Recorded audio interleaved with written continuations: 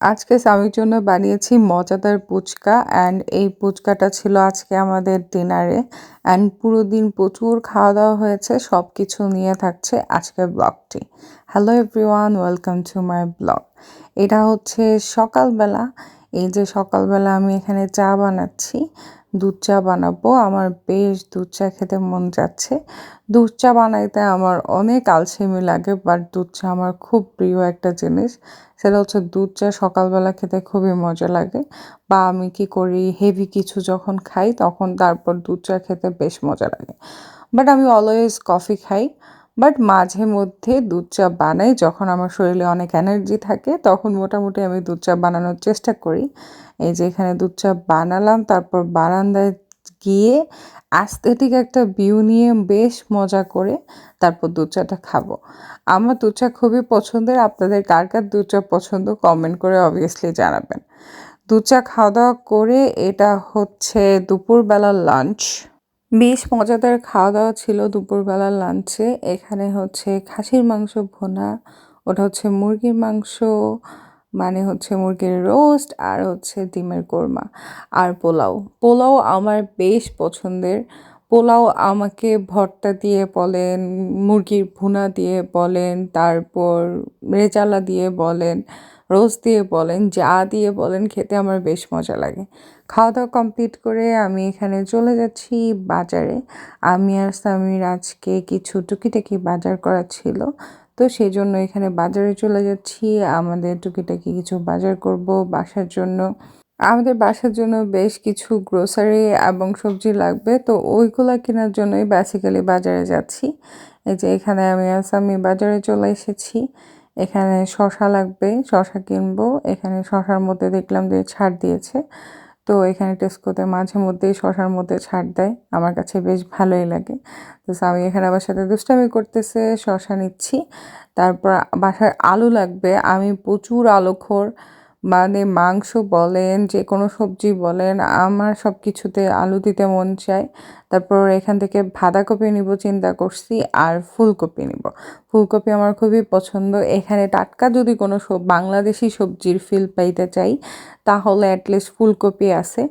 আর এই যে বাঁধাকপি তো এখানে ছাড় দিছে, ইয়েলো এই কালারটা মানে হচ্ছে ক্লাভ কার্ডে এখানে ছাড় দিয়েছে, এটা হচ্ছে কথা। তারপরে এখানে পেঁয়াজও নিচ্ছে স্বামী, পেঁয়াজও লাগবে বাসায়, পেঁয়াজেও ছাড় দিয়েছে। মানে আজকে অনেকগুলো সবজিতে ছাড় দিয়েছে, বাঁধাকপি, ফুলকপি, পেঁয়াজ, আলু সব কিছুতেই ছাড় দিয়েছে। তো পেঁয়াজ আমার মোটামুটি অনেক বেশি লাগে। আমি প্রচুর পেঁয়াজ দিতে পছন্দ করি। পেঁয়াজ দিলে আমার কাছে মনে হয় ওই তরকারিটা খেতে খুব মজা লাগে। সেজন্য এই যে এখানে টমেটো, এই টমেটোগুলো দেখতে খুবই খুবই জোস লাগতেছে, এই টমেটোগুলা। এটা হচ্ছে আমার মেকআপের দোকানে গিয়েছিলাম, তো মেকআপের কিছু সোয়াচ। এটা হচ্ছে এই যে এখান থেকে পেঁয়াজ নিয়ে নিচ্ছি, তারপর বাকি সব সবজি নিয়ে তারপর বাসায় যাব। সবগুলো এখানে নিচ্ছি। এই যে আমি এখান থেকে আলু নিচ্ছে। এই আলুগুলা বেশ তাড়াতাড়ি সিদ্ধ হয়ে যায়। এখানের আলুগুলা প্রথম আমি যখন রান্না করেছিলাম আমি চিন্তা করেছি আলু হতে বেশ টাইম লাগবে, তো আমি ফার্স্ট মনে হয় মুরগির সাথে আলু দিয়ে রান্না করেছিলাম। আলুগুলা পুরো গলে গিয়েছিল আমার মনে আছে। এই যে এখানে ফুলকপি নিয়ে নিছি। এই সাইডের সবজিগুলো দেখতে সুন্দর, বাট একটাও আমার পছন্দের না, শুধু ফুলকপি আর বাঁধাকপি ছাড়া। তো আমি আমার পছন্দের সবজি নিয়ে নিলাম। আর হচ্ছে বাসার জন্য কিছু টুকিটাকি বাজার লাগবে, ওইগুলা আমি এখানে এই যে জামা কাপড়ের সেকশানে গিয়ে জামা কাপড় দেখতেছে ছোট বাচ্চাদের।